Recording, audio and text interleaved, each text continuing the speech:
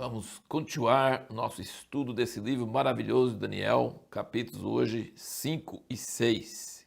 E nós perguntamos no último vídeo, é possível glorificar a Deus e agradar a Ele, mesmo quando seu juízo está sendo derramado sobre o seu povo? O livro de Daniel prova que sim. O livro de Esther também. Em tempos quando o templo de Deus estava sendo destruído, e o povo estava zombando do povo de Deus e do nome de Deus, falando que Deus não era de nada, porque o povo dele estava sendo destruído, envergonhado, e a ira de Deus estava sobre o seu povo, aquela coisa toda. Nós vemos duas coisas fantásticas. Primeiro, nós vemos que existem no meio desse quadro negro, escuro, terrível, você vê até nas lamentações de Jeremias, né? Tão estado terrível, nome de Deus, a vergonha do nome de Deus, a vergonha do povo de Deus, a ira de Deus sobre o povo dele por causa do pecado deles, eles não atenderam a voz dos profetas. Mas nós vemos aqui Daniel e seus amigos não precisavam fazer isso, mas eles eram tão fiéis a Deus que não queriam comer das iguarias do rei e não se dobraram diante daquela imagem de ouro. Imagina aqueles, sei lá, milhares de pessoas se dobrando e só os três amigos de Daniel ficando em pé, duro ali, arriscando a vida e jogado na fornalha de fogo. E aí apareceu o quarto, que é o próprio Jesus, o Filho do Homem, andando com eles, nada queimou. Impressionante. Daniel aqui no capítulo 6, não tendo medo de ser jogado na cova dos leões e nada aconteceu com ele.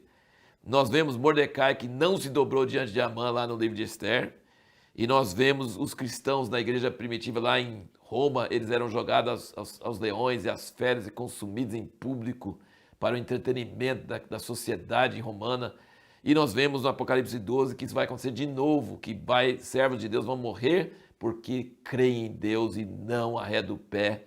Então, no meio de grande destruição e trevas e grande vergonha, nós temos alguns luzeiros brilhando, pessoas que amam Deus tanto. Então, a resposta é sim, é possível glorificar o nome de Deus, honrar o nome de Deus, mesmo quando, de modo geral, a coisa está escura e o povo de Deus está sendo castigado pelos seus pecados e os inimigos estão zombando de Deus, mas mesmo no meio disso, Deus consegue servos que honram o seu nome com esse amor extremo, até a morte. Mas tem uma outra coisa, duas coisas. A segunda coisa é que Deus honra essas pessoas. E Deus manda livramento. Deus livrou os amigos de Daniel do fogo. Deus livrou Daniel dos leões. Deus levantou, salvou todo o povo judeu na época lá do livro de Esther, né? Mordecai subiu para a posição mais alta do governo em vez de ser enforcado. Então nós vemos que Deus honra seus servos, dá livramento miraculoso, dá graça para eles subir para posições altas no governo e ele dá revelação de sonhos e interpretação à presença de Deus. Então, existem luzeiros no meio das trevas, existem milagres, existe honra ao nome de Deus no meio de uma situação caótica, depressiva e totalmente negativa. É possível realmente servir a Deus de coração. Nós vimos isso lá no tempo dos juízes, com o exemplo da Ruth e o exemplo da Ana, a mãe de Samuel. Nós vemos que é possível brilhar, servir a Deus, honrar o nome de Deus e santificar o nome de Deus no meio de uma situação muito escura, e Deus honra isso.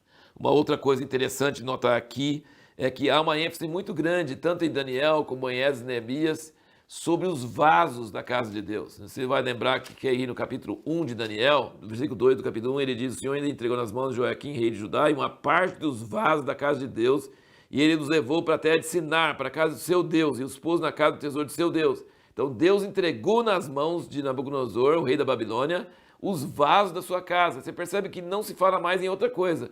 A arca, ninguém sabe até hoje onde foi parar, tá? Ninguém sabe onde a arca foi parar. As outras coisas, por exemplo, o mar de bronze, aquelas colunas bonitas e aquelas outras coisas, o altar de incenso, essas coisas todas acho que foram derretidas ou sumiram, acabou com eles, né? Mas os vasos foram mantidos e levaram de Jerusalém para a Babilônia, para a casa do Deus da Babilônia. Deus deixou, por causa da ira dele contra a religiosidade do povo dele. Só que aqui nós vemos no capítulo 7 que o Belsazar, que era filho, né, de Nabucodonosor, ele foi pegar os vasos, estava todo bebendo lá, e tava, então vamos trazer as vasos da casa de Deus. E aí começou a elogiar os deuses falsos ídolos, e Deus ficou irado, e apareceu aquela mão na parede escrevendo, e chamaram Daniel, e Daniel repreendeu o rei com dureza. Daniel tinha moral, já pensou para repreender o rei, porque ele estava blasfemando de Deus usando os vasos de Deus. E só para terminar o caso dos vasos, você pode olhar depois em Esdras 1, de 7 a 11, fala que o rei Ciro, que veio depois dos Medos e do Persas, que dominaram a Babilônia, ele entregou os vasos. Esses vasos que estavam na casa dos deuses da Babilônia, quando os Medos e os Persas tomaram a Babilônia, ele pegou esses vasos e mandou de volta para a casa de Deus. Os mesmos vasos que tinham estado no Templo de Salomão foram levados para a Babilônia. Aqui foram a causa de o juiz de Deus vir sobre Balsazar, o rei da Babilônia. E aí vem Ciro e manda entregar esses vasos sem cobrar nada, sem nada, ele já entrega de graça e manda devolver os vasos. Então a única coisa que manteve a honra de Deus e continuou a sequência foram os vasos, né? É uma coisa bem interessante, bem significativo. E no capítulo 6, você vê todos aqueles elementos que existem no alto do pico do poder de um império, e que existe até hoje nos governos, né? Você vê todos os elementos. Vamos citar alguns desses elementos aí que tinham lá. Por exemplo, você tem lobbies, né? Você tem orgulho, autoexaltação do rei, perseguição, inveja. Porque Daniel era tão bom que o rei estava querendo pôr ele sobre tudo. Agora pensa comigo um pouquinho. Daniel, ele era o chefão do governo, o administrador geral do governo de Babilônia. Aí os persas e os medos vêm e derrotam a Babilônia. Eles pegam o mesmo cara que era administrador do inimigo que eles derrotaram e põem ele como líder também. Sabe por quê? Porque ele era um cativo, ele era um escravo, ele era um técnico. Os reis daquela época não queriam trabalhar, não queriam ter dor de cabeça e precisavam de alguém que administrasse bem. E Daniel era esse tipo de cara. Mas só que os outros tiveram inveja. Todo lugar que você tem alguém no governo que é bom, que é moral, você vai ter inveja, e você vai ter lobbies, e vai ter pessoas. E sabe o que eles fizeram? Apelaram para o orgulho do rei. O rei nem imaginou que eles estavam conspirando contra Daniel. O rei pensou, não, por 30 dias ninguém faz uma petição nenhuma para ninguém, a não ser o senhor. Ele falou, beleza, aí é bom, né? Aí é legal. Então eles apelaram para o orgulho do rei, os lobbies dos invejosos, certo? Querendo tirar Daniel, fiscalizar a vida de Daniel até o último ponto. Olha, não acharam um ato de corrupção, um ato de injustiça, nada. O cara era limpo em tudo. Só que tinha um detalhe. A devoção dele a Deus era conhecido. Todo mundo sabia que ele abria a janela do seu quarto 3 vezes no dia e orava sem faltar todo dia.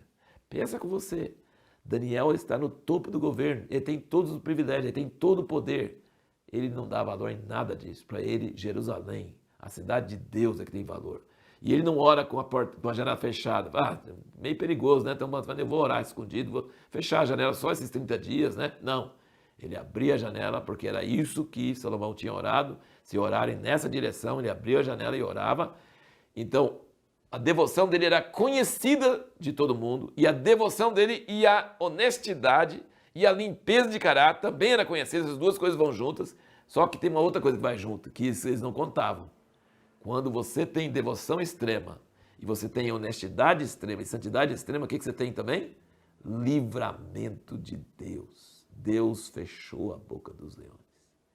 E aí quem se deu mal foi os lobistas, foi aqueles que foram lá, que estavam invejosos. Foi eles e suas famílias, e os leões consumiram eles. Então, essa é uma história assim, muito forte, muito grande e muito tremenda. E você vê como que uma pessoa excelente brilha em impérios diferentes. Nessa época, Daniel, quando ele foi jogado no Cova dos Leões, ele era velhinho, era bem velho. Ele era jovem, bem no início do Império da Babilônia, mas quando foi tomado aí, ele era bem velho, jogado. E mesmo assim, ele estava no topo do governo, administrando as coisas, fazendo as coisas com eficiência e conseguindo assim a admiração desses reis. E provavelmente foi ele que orientou Ciro sobre Deus morar em Jerusalém, sobre restaurar a casa de Deus em Jerusalém. Muito provável que foi o próprio Daniel. A pergunta que nós vamos responder no próximo vídeo é: por que a visão de Daniel no capítulo 7 é a mais importante de todas as suas visões?